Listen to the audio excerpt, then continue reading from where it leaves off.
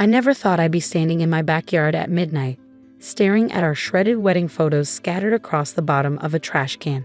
My hands trembled as I picked up the torn pieces, my husband Michael beaming at the altar, our first dance, the cake cutting, 10 years of memories deliberately destroyed. The security camera footage showed my sister-in-law Amanda letting herself in with her spare key while I was working my shift at the hospital. She walked straight to our photo wall, methodically took down every frame, and disappeared into the backyard. The cameras caught her tearing each photo with careful precision, like she was performing surgery rather than destroying memories. "Amanda, what have you done?" I whispered, gathering the fragments. My phone buzzed with an incoming text. "I have proof you're cheating on my brother. $30,000 in my account by midnight tomorrow, or Michael sees everything. Your choice, Diana." I sank onto the patio steps, my scrubs still smelling of hospital disinfectant after my 12-hour 8-hour shift. Michael was away at a medical conference in Boston, presenting his research on pediatric cancer treatments. We'd been doing the long-distance thing for 3 months during his fellowship, and it hadn't been easy. But cheating? The accusation was absurd. Another text arrived. "Don't bother denying it. I have photos." My hands shook as I tried calling Michael, but it went straight to voicemail. He was probably still in sessions. Amanda had timed this perfectly. She knew he'd be unreachable. I'd never understood why Amanda hated me. When Michael and I started dating during our medical residency, she'd seemed supportive. But after our wedding, everything changed. The snide comments started. The accidental exclusions from family events. The way she cornered Michael at every opportunity, whispering about how I wasn't good enough for their family. Our mother-in-law, Margaret, enabled it all, always taking Amanda's side. "She's just protective of her brother," she'd say. "You need to be more understanding, Diana." Understanding of what? The constant undermining, the subtle sabotage. I scrolled through my phone to the security app, downloading the footage of Amanda's break-in. The timestamp was clear, 7:43 p.m. to 8:12 p.m. 29 minutes to methodically destroy a decade of memories. My phone buzzed again. This time, it was a photo, me hugging someone in what looked like a hotel lobby. The image was grainy, taken from a distance. The man's face wasn't visible, but with his height and build, he could have been Michael. "There's more where this came from," Amanda texted. "Much more compromising. How do you think Michael will react?" I knew exactly what she was doing. The photo was from last week, when I'd met with Detective Martinez at the Marriott to discuss Amanda's increasingly erratic behavior. The detective had suggested meeting somewhere private after I'd filed a report about Amanda's harassment. "You're making a mistake, Amanda," I typed back. "Those photos aren't what you think.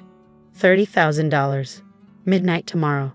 Or I destroy your marriage like you destroyed these photos." I picked up another torn fragment. Our honeymoon in Hawaii. Michael and I laughing on the beach. The paper was still damp from the evening dew, the image blurring where moisture had seeped in. Just like our marriage would blur and fade if I let Amanda's lies take hold. My phone rang, startling me. Michael's face lit up my screen. "Hey, love." His voice was tired but warm. "Just got out of the last session. Everything okay? You called earlier?" I opened my mouth to tell him everything, but Amanda's threat echoed in my mind. What if she had doctored photos? What if she could make Michael doubt me even for a moment? "Diana? You there?" "Yeah, sorry, just missing you." I forced my voice to stay steady. "How was your presentation?" "Went great. The research is really promising." He paused. "You sure you're okay? You sound off." "Just tired. Long shift." I wasn't lying about that part. "When do you get back?" "Sunday morning. Mom's planning a big family dinner to celebrate the presentation. You'll be there, right?" Sunday dinner. Of course Margaret would plan that. It would give Amanda the perfect audience for whatever she was planning. Wouldn't miss it, I said, my mind already racing. 4 days. I had 4 days to figure out how to handle this before Michael came home. "Get some rest. Love. I'll call you tomorrow." After we hung up, I sat in the dark backyard for a long time, piecing together fragments of photos like a puzzle. Some were beyond saving, but others could be restored, just like my marriage. I wasn't going to let Amanda destroy either. My phone buzzed one final time that night. "Tick-tock, Diana. The clock's running." I looked at the security footage again, at Amanda's calculated movements as she destroyed our memories. Then I opened my contacts and scrolled to Detective Martinez's number. Amanda wanted to play games. Fine, but she was about to learn she wasn't the only one who could gather evidence.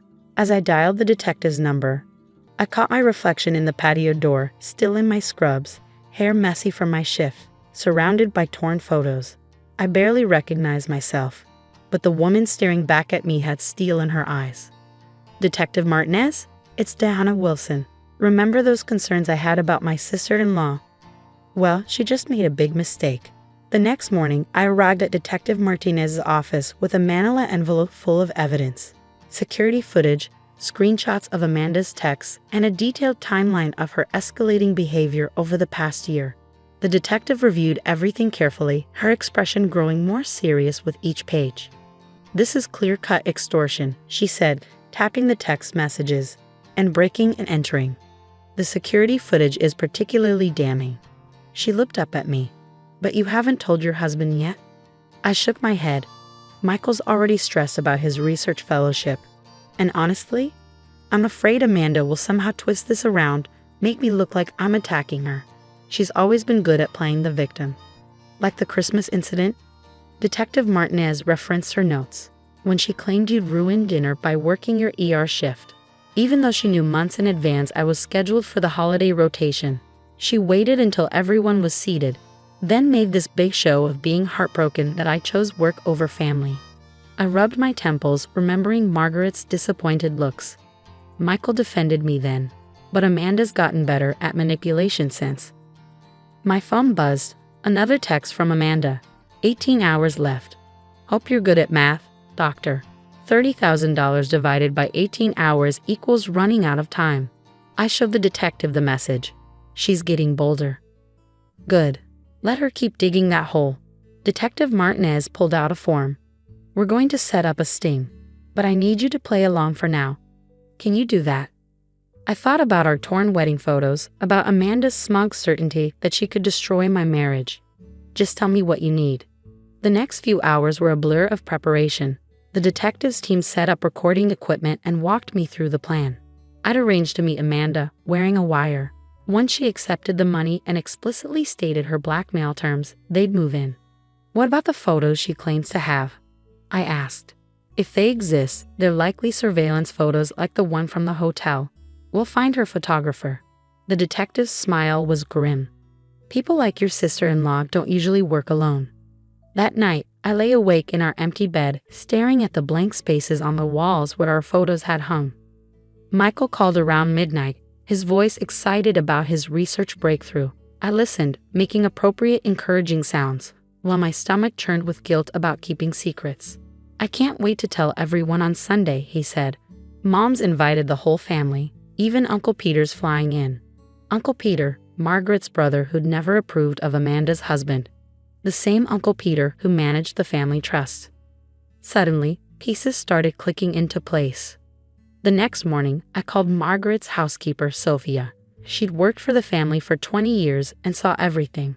More importantly, she had a grudge against Amanda for trying to get her fired last year. Mrs. Diana, Sophia's voice was cautious. Is this about Miss Amanda's money troubles? Money troubles. Her husband lost everything in some bad investments. They're selling their house, but quietly. Miss Amanda's been begging Mrs. Margaret for loans, but Sophia hesitated. There's no money left to give.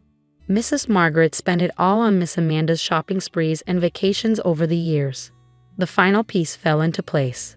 Amanda didn't want to destroy my marriage. She needed cash, fast. The photos, the blackmail, it was all desperate theater. I called Detective Martinez with my theory. Amanda knows Uncle Peter's coming to dinner Sunday. He controls the family trust, and the annual review is next week.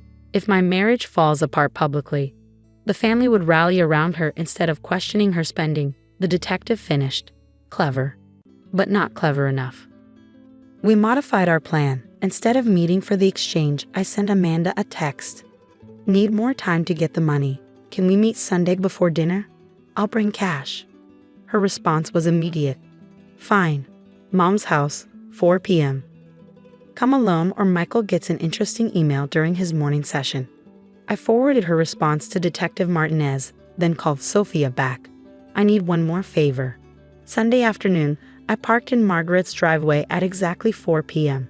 Amanda was waiting in the garden, pacing nervously. She'd lost weight since I'd last seen her, her designer clothes hanging slightly loose.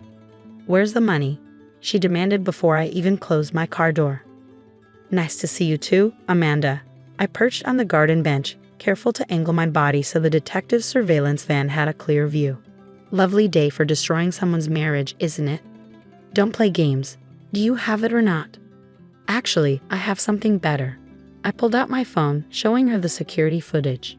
"You know what the penalty for breaking and entering is in this state? Add extortion, harassment." She laughed, but I caught the tremor in her voice. "Please, it's my brother's house too. I had a key." Had being the operative word. "We changed the locks yesterday. Oh, and Michael's name isn't on the deed. We kept the house in my name for tax purposes." Something about my higher income as an ER attending versus his research fellowship. Amanda's face went pale. "You're bluffing." "Like you're bluffing about those photos." I stood up, brushing off my slacks. "Sophia told me about the house you're selling. About the money troubles. Tell me, does Uncle Peter know where his trust fund contributions really went?" "You bitch," she whispered. "You've been investigating me?" "No, Amanda. I've been protecting my family. There's a difference." I started walking toward the house. "Better hurry and change for dinner. Detective Martinez will be here soon with some interesting questions about your photographer friend." "Wait." Her voice cracked. "Please, I can explain everything." I turned back, seeing not the polished, manipulative sister-in-law, but a desperate woman watching her world crumble. "Sunday dinner starts in an hour," I said quietly. "I suggest you use that time to decide what kind of explanation you're going to give your brother." As I walked into the house, I heard car doors slamming in the distance. Right on schedule, Detective Martinez's team was moving in. I touched the blank wall where Margaret used to hang family photos, thinking of my own torn pictures at home. Some things, once broken, can't be fixed, but sometimes breaking something is the only way to build something stronger in its place. I heard Michael's car in the driveway. Time for dinner. Sunday dinner at the Wilson family table had always been a carefully choreographed performance. Tonight was no different, except for the unmarked police car parked discreetly down the street. Michael sat beside me, still glowing from his successful presentation. He hadn't noticed Amanda's red-rimmed eyes or the way Margaret's hands shook as she served the roast. Uncle Peter, however, hadn't missed a thing. "Amanda dear," he said, cutting into his meat. "I heard you're selling your house." Surprising given the generous trust disbursements. Amanda choked on her wine. Margaret quickly jumped in. "Peter, this isn't the time." "Actually," I interrupted, pulling out my phone, "this is exactly the time. Michael, there's something you need to see." Before Amanda could object, I played the security footage. The table fell silent as they watched Amanda methodically destroying our wedding photos. Michael's fork clattered against his plate. "Amanda." His voice was barely a whisper. "What is this?" "It's not what it looks like," Amanda stammered. "I was trying to protect you." "Diana, she's been." "Meeting with Detective Martinez?" I finished. "Yes, I have." "Would you like to tell everyone why, or should I?" The doorbell rang. Margaret jumped up, but Sophia was already opening the door. Detective Martinez stepped in, holding a manila envelope. "Mrs. Wilson," she nodded to me. "We found Amanda's photographer. He was quite cooperative once we explained the penalties for conspiracy to commit extortion." Michael looked between his sister and me, confusion turning to understanding. "The photos you've been hinting about, the ones you said would destroy my marriage. They were staged." "She needed money," I explained gently. "The trust fund was empty, thanks to years of Margaret covering Amanda's spending. When she found out Uncle Peter was coming to review the accounts." "You tried to blackmail my wife." Michael stood so abruptly his chair toppled backward. "Our wedding photos, Amanda, 10 years of memories." I was desperate. Amanda burst into tears. "Greg lost everything in those investments. The house is in foreclosure. Mom can't help anymore, and I thought if I could create a scandal, Uncle Peter would." "Would what?" Uncle Peter's voice was ice. "Overlook the hundreds of thousands missing from your trusts. Money meant for your children's education, spent on designer clothes and luxury cars." Margaret tried to reach for Amanda's hand, but Amanda pulled away. I never meant. Diana wasn't supposed to fight back. She was supposed to just pay. Because that's what she always does, isn't it? Michael's voice was quiet. Takes your abuse, your snide comments, your constant undermining. And we all let it happen.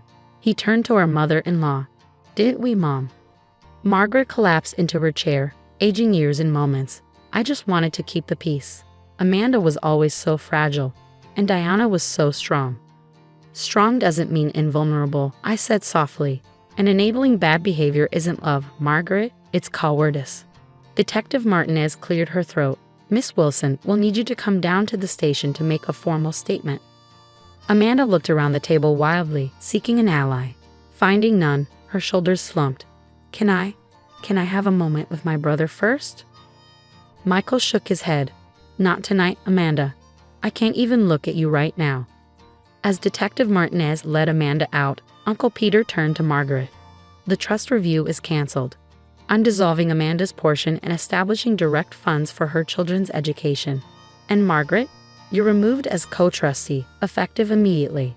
After they left, Michael and I stood in Margaret's kitchen, the silence heavy between us. Sophia quietly began clearing dishes, pretending not to watch us. I should have told you everything immediately, I said. But I was afraid that I wouldn't believe you. He pulled me close. Diana, you've spent 10 years loving this family, despite everything. I'm the one who should be sorry. I knew how they treated you, and I let it slide because it was easier than confronting it. Mrs. Diana? Sophia appeared with a small box. I saved these from Miss Amanda's purse while she was in the garden. Not all of them, but inside were fragments of our wedding photos, carefully collected. They're pretty damaged, I sighed, touching a torn edge. Michael picked up a piece showing us dancing at our reception. So we'll take new ones. Better ones. Without the shadows this time. He kissed my forehead. Let's go home. As we drove away from Margaret's house, I saw her standing alone in her window, watching us leave. The security footage had shown more than Amanda's betrayal. It had exposed the cracks in a family built on appearances and enablement. You know, Michael said as we turned onto our street, I hear there's an excellent photographer who specializes in family portraits. Maybe we could book a session. I squeezed his hand. I'd like that. But this time we keep the spare keys to ourselves. That night, as we lay in bed, Michael scrolled through old photos on his phone. Look what I found, he said, showing me a picture from our first date. Some memories can't be torn up. I snuggled closer, thinking of Amanda in her police statement room, Margaret in her empty house, and Uncle Peter with his trust documents. Family isn't just about blood or marriage. It's about truth, boundaries, and sometimes having the courage to break something broken to build something true. I love you, Michael whispered, torn photos and all. I love you too, I replied. Now, about those new family portraits.